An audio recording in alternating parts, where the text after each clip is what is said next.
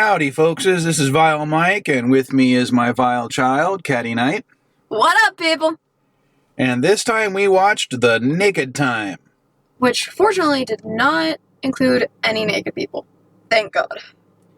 No, it didn't, but this is what I like to think of as the start of the good original series episodes, where the cast will mostly stay static, and their character traits are going to be more clear and developed, and continuity will become more relevant. So, why did we not start with these? Because you can't appreciate the good without going through the bad. I beg to differ. That's because you're a teenager. We start with the Enterprise in orbit of Hoth. That's Sci 2000. You're thinking of a different franchise. However, Spock and another crewman are checking on a research project station thingamajigger.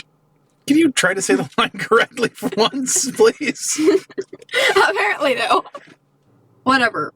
Spock and another crewman are checking on a research station, and what is Spock wearing? A shower curtain. No, seriously, what is that supposed to be? It's supposed to be a hazmat suit, but it was actually made out of a shower curtain. Oh, cool. The whole research station is dead under mysterious circumstances, including a mannequin. And the other crewman takes off his glove to scratch his nose like an idiot. That means he is either going to be the villain of the week, or he's going to die soon.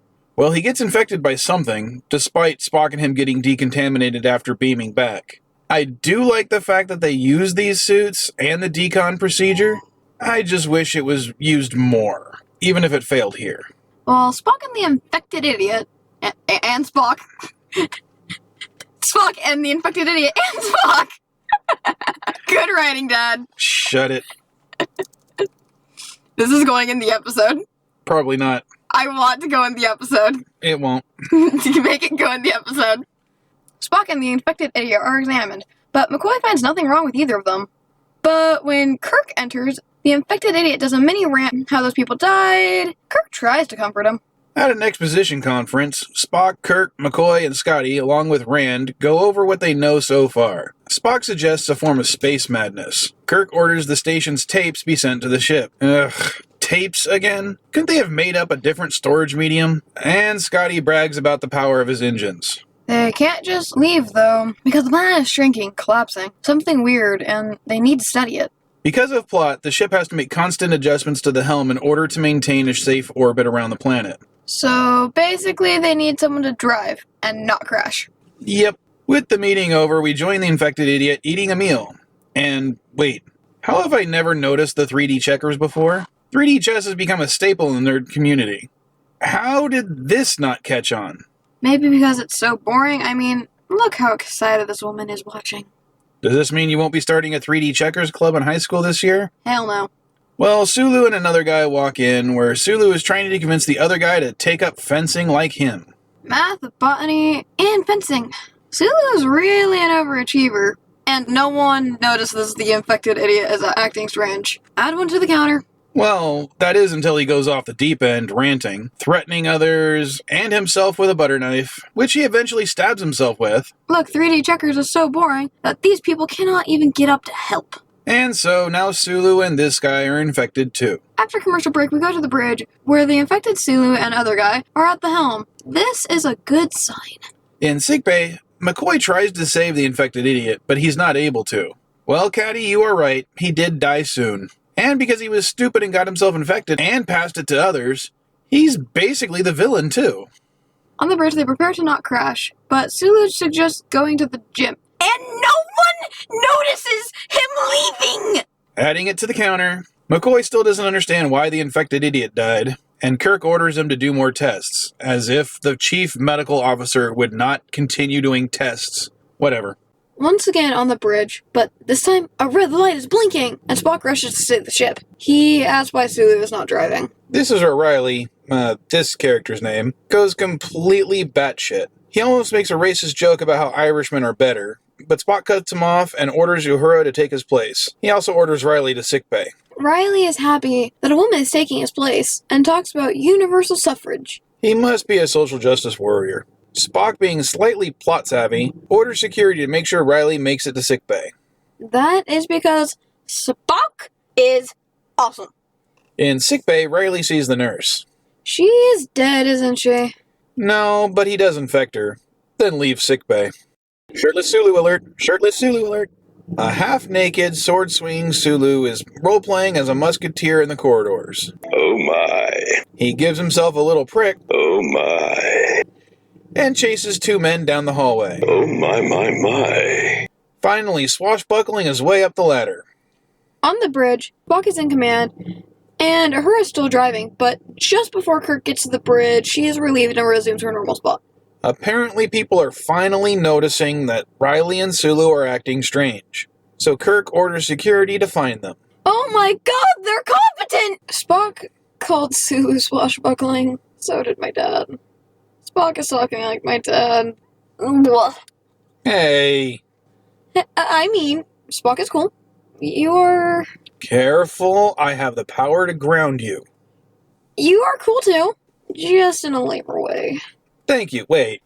Anyways, the ship shakes, and Kirk orders a course correction, but the helm is not responding. Warp and Impulse are dead, and the engine room is not responding either. Kirk has Spock take command, but before he can get to the turbo lift, Sulu appears. Kirk runs away, and Uhura tries to talk him down. But Sulu grabs her and says he will protect the fair maiden, and in a brilliant ad-lib, she says, "Sorry, neither," and pushes away from him. God, I love Nichelle Nichols. Kirk grabs Sulu, but Spock is the one that takes him down, like a boss with the nerve bench. Even calls him D'Artagnan. Turns out that Riley has taken over the engine room and is now calling himself Captain Riley, ordering double portions of ice cream and starts singing so bad Bird of Prey 5 would be jealous. Just before Kirk enters the turbo lift and a commercial break, Spock tells him that they only have 20 minutes left before the ship will burn up in the atmosphere. This channel is sponsored by SD GameSwap. If you're into nerd stuff, you might find something you like there. They have books, movies, video games, toys and collectibles, and they even do consignment. They are also on Facebook, so go buy something. Links in the description. There was 25 minutes left in the episode when Spock told him there was only 20 minutes left. After the commercial break, we find Kirk sprinting down the hall, where we are informed that the ship only has 19 minutes left. It took him 1 minute to go from here to here. Either the turbo lifts really are turbo, or Kirk has some blue hedgehog in him. Ooh, new guns! Scotty tells Kirk that Captain Riley has locked himself in, routing all controls through that room. He needs to cut through the wall, but has to be very careful about it because of plot. Meanwhile, Captain Riley is singing a song, and Kirk sonics his way to the bridge where Spock tells him that now they only have 17 minutes left. That means in 3 minutes, he went from here to here and back here. Damn. Definitely some blue hedgehog in him. Via the comms, Captain Riley orders a formal dance to be held in the bowling alley. Does the Enterprise really have a bowling alley? Hold on, let me get out my technical manuals. When my dad does that, Kirk talks to McCoy, who's making progress but needs more time. The bowling alley can't be on decks 1 through 5. Captain Riley orders all female crew to wear their hair loosely and says they must use restraint with their makeup. So much for him being a social justice warrior. He's just a dick, especially since he starts singing again. I don't see a bowling alley anywhere on the saucer. Scotty does some of his magic to stabilize the ship a bit. Spock goes old school and figures out that they'll die in 16 minutes, despite only a minute passing the episode time. Is that the bowling alley in the neck? No. Scotty starts using the new phaser to cut into the wall, but it's going slow. While Scotty enters by Spock, I am messing up all types of shit today. Well, Spock encounters a laughing crewman with a paintbrush who has painted "Love Mankind" on the wall, and another crewman's red skirting must be hype. Aha!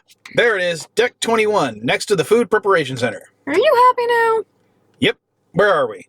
Well, Spock is telling Scotty he needs to hurry. They only have 14 minutes left before the ship goes kaboom!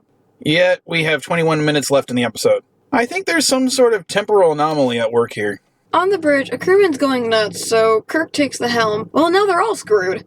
Wait, never mind. He tells Miss Beehive to drive. They're saved! Nurse Chapel seems to have taken Captain Riley's order about loosening her hair to heart, and begins to hit on Spock when he goes to check on McCoy's progress on the cure. She also infects him. Betrayal! Death before dishonor! God, you're weird. Meanwhile, Scotty finishes cutting through the wall and unlocks the door, where he, Kirk, and some security guys storm into the room. They do not shoot Riley, however. Spock seems to be getting infected faster than the others, and seems to be losing emotional control. Spock is gonna cry. I don't like emo Spock. Back in engineering, Scotty says the engines have been completely turned off and it will take 30 minutes to turn them back on. Uhura shows them excellent timing when she radios down to them, telling them they only have 8 minutes left. With 14 minutes left in the episode, of course. With dramatic gravitas, Scotty says, "I cannot change the laws of physics," signaling before commercial break that the ship is doomed. Except after the break, now there's only 6 minutes left. Scotty says there's a 1 to 10,000 chance of restarting the engines with, The word is technobabble. technobabble. But he needs Spock's help and cannot find him. In sickbay, McCoy has found the cause and a cure. Apparently it's a form of water that is a long molecular chain that acts like alcohol in the bloodstream. It's passed from person to person via perspiration. For more information on how dumb this is, we are hailing a specialist. This complex chain of water is based on the now discredited hypothesis of polywater, a form of supposed water with the consistency of syrup that had a higher boiling point, lower freezing point, and had the form of a polymer chain. This theory was abandoned when it was found that the results were caused by impurities in the water, and not the water-changing molecular structure. Thanks for that very informative piece of information. Anyway, Kirk finds Spock, but he's whining about he could never tell his mother that he loved her because of being a Vulcan, and he's ashamed even to feel friendship for Kirk. So Kirk starts bitch-slapping him. Good job, Kirk! And Kirk starts bitch-slapping Spock to knock him out of it. Come on, you gotta take that, Spock? I guess not. Good job, Spock. You bitch slapped the captain across the room. And what's worse, Kirk is infected now too. That was some slap. He slapped Kirk so hard, he started... Hold on.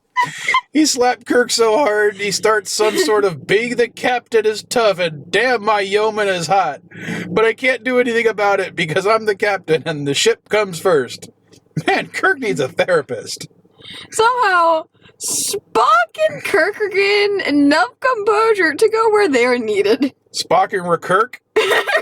Yes. That's a new one. Spock and Kirk.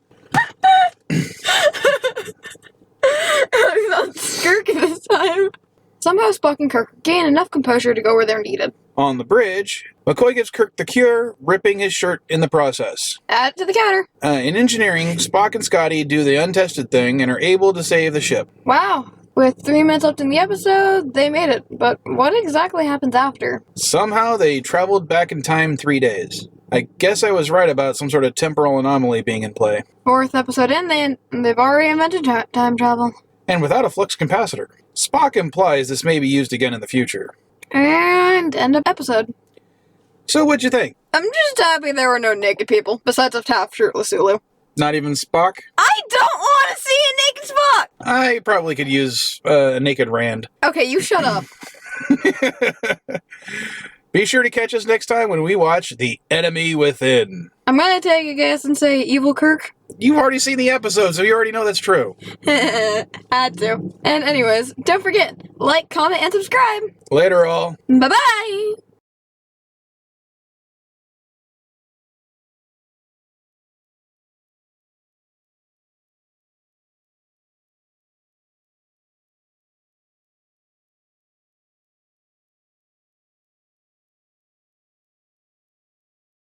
Betrayal! Death before dishonor! Oh my.